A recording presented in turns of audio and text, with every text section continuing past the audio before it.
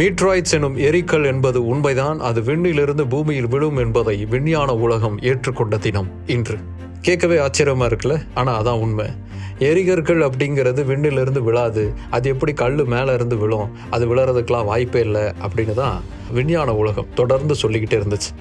விண்ணிலிருந்து எரிக்கல் விழுந்துச்சு, அதெல்லாம் நாங்கள் பார்த்தோம் அப்படின்னு சொல்லப்படுறதெல்லாம் கட்டுக்கதை அப்படின்னு தான் சொல்லிக்கிட்டு இருந்தாங்க.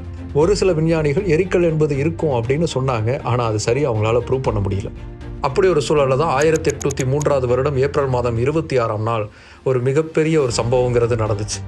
பிரான்ஸில் இருக்கக்கூடிய நார்மண்டி பகுதியில் லைகல் அப்படிங்கிற ஒரு டவுனில் எரிக்கற்கள் விழுந்த சம்பவம் நடந்துச்சு. அது ஒரு பிரம்மாண்டமான நிகழ்வாக இருந்துச்சு.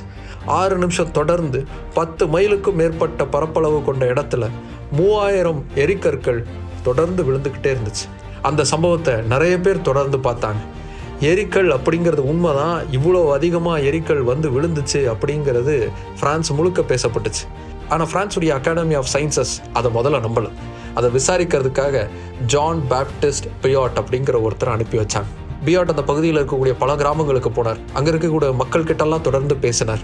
விழுந்த அந்த கல்லெல்லாம் சேகரித்தார், அதை ஆராய்ச்சி பண்ணார். வெவ்வேறு ஊரில் இருக்கக்கூடிய மக்களும் ஒரே விஷயத்த சொன்னதையும், அதே மாதிரி கிடைத்த கற்கள் அந்த பகுதியில் கிடைக்காத ஒரு கற்கள், பூமியிலேயே தென்படாத ஒரு கற்கள், கண்டிப்பாக அது வானத்திலிருந்து தான் விழுந்திருக்கும் அப்படிங்கிறத உறுதி செய்து ஒரு ரிப்போர்ட்டாக பதிவு பண்ணார். அவர் கொடுத்த அந்த ரிப்போர்ட்டை வச்சு தான் உண்மையிலேயே மீட்டராய்ட்ஸுங்கிறது இருக்குது அப்படிங்கிறத பிரெஞ்சுடைய அகாடமி ஆஃப் சயின்சஸ் ஏற்றுக்குச்சு.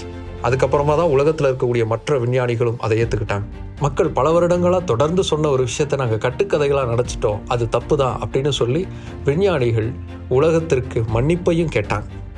ஆனால் இதில் ஆச்சரியம் என்னென்னா, இவங்க இதெல்லாம் கண்டுபிடிக்கிறதுக்கு பல நூற்றாண்டுகளுக்கு முன்னாடியே எரிமீன் விண்மீன்னு எரிகளில் பற்றி சங்க பாடல்லையே எழுதி வச்சிருக்கான் தமிழன். மீட்ராய்ட் என்பது கட்டுக்கதை அல்ல, அது உண்மைதான். விண்வெளியில் அப்படி ஒன்று இருக்குது அப்படிங்கிறது உறுதி செய்யப்பட்டு விண்வெளி ஆராய்ச்சி அடுத்த கட்டத்திற்கு நகர்வதற்கு காரணமாய் அமைந்த மாபெரும் விண்கற்கள் விண்ணிலிருந்து பூமியில் விழுந்த சம்பவம் நிகழ்ந்த தினம் இன்று.